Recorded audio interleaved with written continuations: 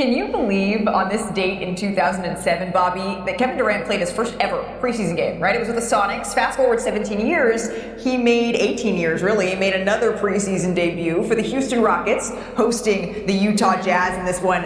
Efficiency was the word of the night in this game for him, Bobby. Durant gets to his spot, knocks down that jumper that's become patented. That is automatic. That jump shot is automatic once he gets to the elbow there. Well, then he drives, shoots over Ace Bailey there, and gets that jumper to fall. There's a little Asia Wilson there. All right. A couple possessions later, Durant gets the handoff, finishes that two-handed slam. Aging where?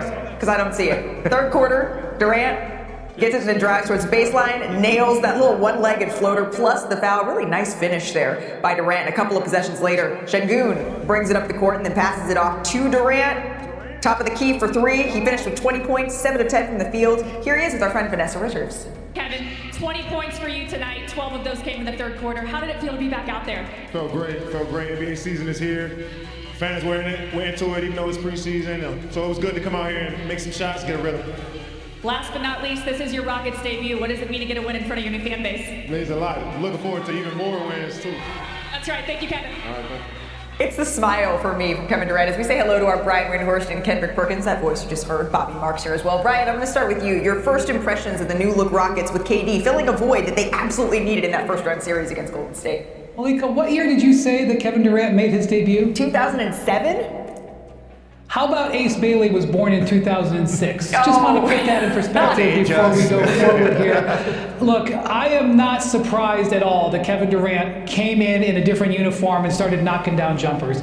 I am not surprised at all that he's in excellent condition and ready to go. But what I took away from this game was how awesome the overall Rockets looked on offense, despite learning to live without Fred VanVleet. And I realize the Jazz are not going to be there in the playoffs this year. But boy, did Alperen Şengün impress me. You know, we've got other guys who played in the Eurobasket tournament for their countries this year who are not playing for their teams. Şengün has come into Rockets camp on a mission. He has looked terrific in these first two games. Last night had 13 rebounds. They're getting the ball to him at the center of the floor, letting him distribute. Look, we know he's got some limitations defensively. That's we know. But we also know the Rockets have defensive ways that they can back him up.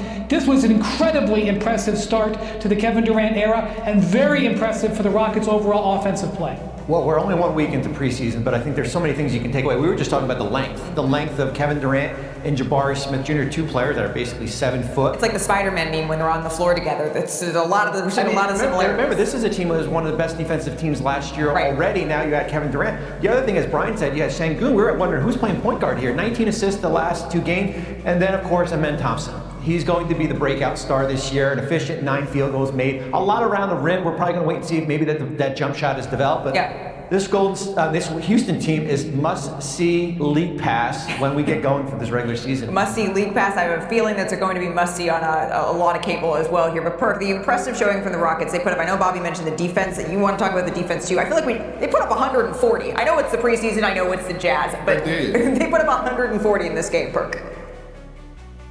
They did, and look, I believe they're going to be the best offensive team in the league. They had 32 assists last night, 68 paint points, and 13 dunks. They're going to get out and run, but they're going to get stops, and it's going to be led by their best defender in Amen Thompson, who I believe is going to challenge Victor Wembanyama in the next few years as the best two-way player in the game. Look at this right here. It's instincts. Look at him. He's supposed to be at the nail, active hands, getting out in transition, speed, quickness, IQ. One of his assists right here to Jabari Smith for the lob. This is just perfect execution. And he didn't even break a sweat as he was running up and down the floor. Here we go again, fighting over the screen. Tries to reject it. Nope, come here. I'm getting over the screen. Now watch this. Look how easy this is. Look how easy this is. Ball in, man, I see both. I'm getting this steal no matter what. The defender don't have a chance. He out on the break, gets another dunk. This man is going to be special, and he's going to challenge Victor in a few years on who's the best two-way player in the game. Now, the annual NBA.com survey of all 30 of the league's front offices, it was released this morning. So let's dive into just a few of the 50 questions GMs were asked about the landscape of the NBA. When asked which team will win the 2026 finals, the defending champ Thunder, they got 80% of the vote. The Cavs, the Nuggets, they tie for second.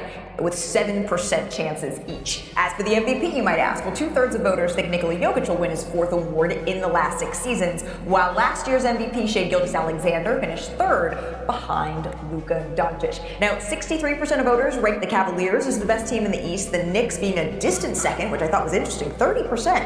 The Magic, they were the only other team to pick up votes for the top of the conference here. So out west, the Lakers, they might have Luka and LeBron, but GMs, they do not have confidence and they can finish in the top 2 seeds out west. In fact, they finished 7th in this survey in terms of Western Conference rankings. So this is a complete list of the survey results. This is in the Western Conference. Not a huge surprise, right? The Wolves, the Warriors, the Clippers, all finishing above that play-in cutoff line. So Brian Windhorst, what do you make of the Lakers being slated as a play-in team after finishing 3rd out west last season? Well, if I was JJ Redick, I would have this brought to the attention of the players. Now, I will just point out, the Lakers were the number 3 seed last year, but the difference between being 3 and 7 was just 2 games. This is very tightly packed here. But I will also say that the GMs, I'm not so sure were super impressed with the Lakers' additions in the offseason. Look, the Lakers' offseason for me was defined by extending Luka Doncic. To me, that made it an A+ offseason. But DeAndre Ayton was cut and released and bought out. Marcus Smart, cut, released, and bought out. Jake LaRavia, a guy who has bounced around a little bit, didn't even get the last year option picked up on his rookie deal. The Lakers feel like those guys are going to help their defense. The Lakers feel like a slimmer and more energized Luka Doncic is going to help their team. But the margins in the West are narrow, guys, and I'm not so sure the GMs think the Lakers were able to close them. Look at Perk's face. Yeah, because those same GMs, 50% of them that don't know what they're doing, got the Clippers ahead of the Lakers. So I can't respect the list anyway, because the rankings anyway, because the Clippers, they have so many unknowns. We know that James Harden fold like clean sheets every postseason. Don't know if Kawhi Leonard is going to be healthy. But it's to the point now where it's like, damn if you do, damn if you don't, if you're Rob Pelinka. You go out and you get DeAndre Ayton, address the center position the best way possible. You get a pointed attack defender on the perimeter in Marcus Smart, who has new life. But he couldn't go out and do anything else, because it probably would involve them having to move on from Austin Reeves, who, by the way, all the GMs probably want and be blowing up Rob Pelinka's phone. So again, I believe that the Lakers are going to finish top 6. I believe they're one of the better teams in the Western Conference. I believe that Luka Doncic is going to he's my MVP front runner heading into this season. I feel like we're going to have this argument all year As far as where the standings is. I think Brian hit it on that. I just think there's so little separation where everyone else is outside of Oklahoma City compared to where maybe Houston and Denver are probably a little bit ahead of the pack. I would say so. But when you look at Golden State and the Lakers and the Clippers, I think the big question, I'm not going to put myself in the minds of the GMs who voted on this, the concerns with LeBron at age 4 years old, where he is from, coming off this injury here, and the depth of this roster. They did enough this offseason with DeAndre Ayton and Jake LaRavia and Marcus Smart to be part of the conversation.